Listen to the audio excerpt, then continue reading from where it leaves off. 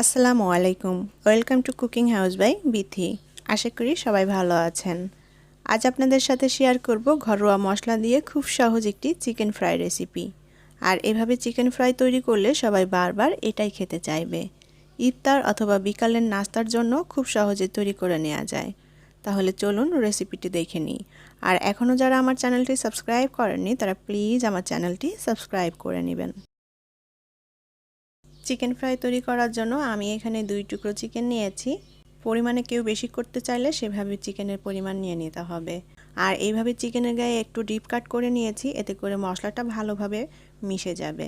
আমি চিকেনের পিস 2টা খুব ভালোভাবে ধুয়ে পরিষ্কার করে নিয়েছি, আর পানিটা একেবারে ঝরিয়ে নিতে হবে। এখন চিকেনের মধ্যে দিয়ে দেব 1 চা চামচ পরিমাণ আদা বাটা আর 1 চা চামচ পরিমাণ রসুন বাটা, আর দিয়ে দেব স্বাদমতো লবণ।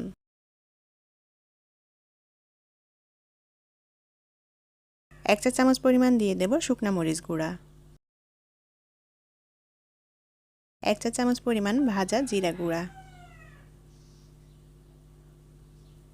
1 চা চামচ পরিমাণ দিয়ে দেব ধনিয়া গুঁড়া,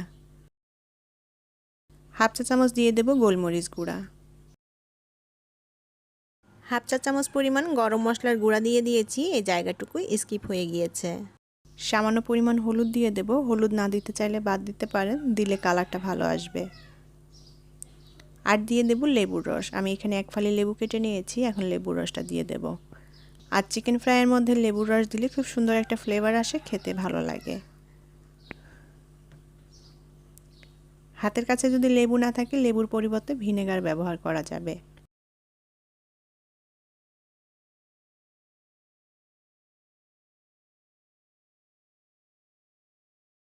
আর দিয়ে দেব 1 টেবিল চামচ পরিমাণ সরিষার তেল। আর এই সরিষার তেল দিলে খুব সুন্দর একটা ফ্লেভার আসে, ঝাঁঝালো টাইপের, খেতে ভীষণ ভালো লাগে। এখন হাত দিয়ে চিকেনের সাথে সমস্ত মশলাটা ভালোভাবে মেখে নেব। চিকেনের যে অংশগুলো আমি কেটে দিয়েছি, কাটা অংশতে ভালোভাবে মশলাটা লাগিয়ে নিতে হবে। মশলাটা যদি চিকেনের সাথে ভালোভাবে মিশে যায় তাহলে খেতেও ভালো লাগবে। আমি খুব ভালোভাবে মশলাটা চিকেনের সাথে মেখে নিয়েছি। এখন এই চিকেনটা আমি আধা ঘন্টা মতো ম্যারিনেটের জন্য রেখে দেব। হাতে যদি সময় না থাকে তাহলে এটা সাথে সাথেও ফ্রাই করে নেওয়া যাবে। তো আধা ঘন্টা হয়ে গিয়েছে, আমি এখন চিকেনটা ফ্রাই করে নেব। প্যানে পরিমাণ মতো তেল দিয়ে দেব। আর এই চিকেন ফ্রাই তৈরি করতে তেলের পরিমাণটাও খুবই কম লাগবে। তেলটা একটু গরম করে নিয়ে এখন চিকেন পিসগুলো দিয়ে দেব। চুলার আঁচটাকে মিডিয়াম টু লো এর মাঝামাঝি রেখে এখন চিকেনগুলো ভেজে নিতে হবে।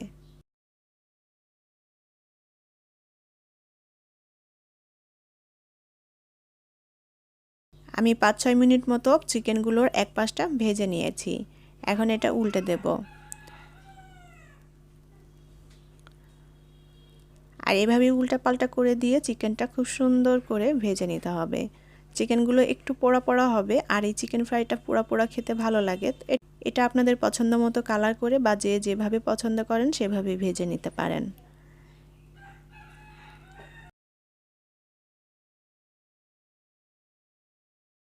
এখন ঢাকনা দিয়ে ঢেকে দেব। আর এই ঢাকনা দিয়ে ঢেকে দিলে চিকেনটা তাড়াতাড়ি সেদ্ধ হয়ে যায়।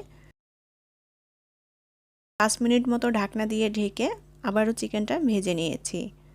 ঢাকনাটা তুলে নিলাম। আবারও চিকেনটাকে একবার উল্টে দেব। আর এভাবে কয়েকবার উল্টাপাল্টা করে চিকেনটার সব দিকটাই সমানভাবে ভেজে নিতে হবে।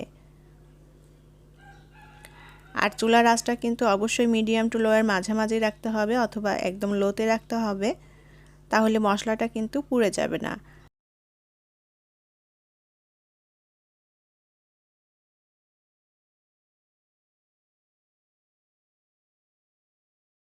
চিকেনটা উল্টাপাল্টা করে দিয়ে আবারও ঢাকনা দিয়ে ঢেকে দেব। আর এইভাবে ঢাকনা দিয়ে ঢেকে দিলে চিকেনটা কিন্তু তাড়াতাড়ি সেদ্ধ হয়ে যাবে। আমি চিকেন পিসগুলোকে উল্টাপাল্টা করে দিয়ে খুব সুন্দর একটা লালচে পোড়া পোড়া কালার করে ভেজে নিয়েছি।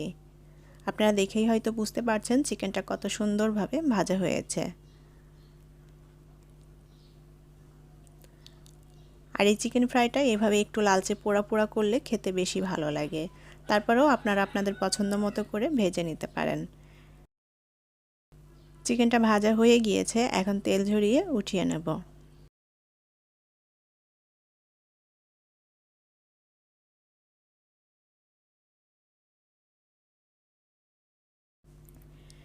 এখন এই তেলের মধ্যে যে মশলাগুলো পড়ে গিয়েছিল এবং সেটা পুড়ে গিয়েছে, এই পুরো মশলাটা আমি তুলে নেব। এই তেলটাকে একটু পরিষ্কার করে নেব।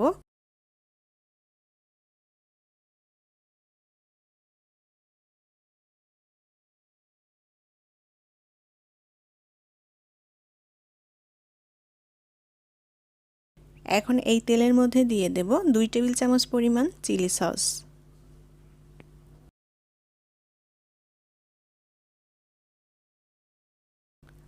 আর দিয়ে দেব 1 টেবিল চামচ পরিমাণ টমেটো সস,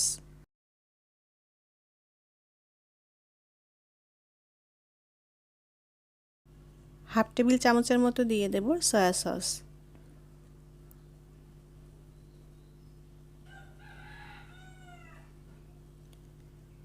1 চা চামচ পরিমাণ দিয়ে দেব চিনি। এখন এই সসগুলো একসাথে নেড়ে খুব ভালোভাবে মিশিয়ে নেব। চুলার আঁচটাকে একেবারে অল্প রেখে আমি 1 মিনিটের মতো সসটাকে জাল করে নেব। আর চিকেন ফ্রাইয়ের শেষে এই সসটা দিলে খেতে এতটা মজার হয় যে না খেলে বুঝতেই পারবেন না। হালকা টক ঝাল মিষ্টি স্বাদের এই চিকেন ফ্রাইটা খেতে অসম্ভব রকমের মজার এবং টেস্টি।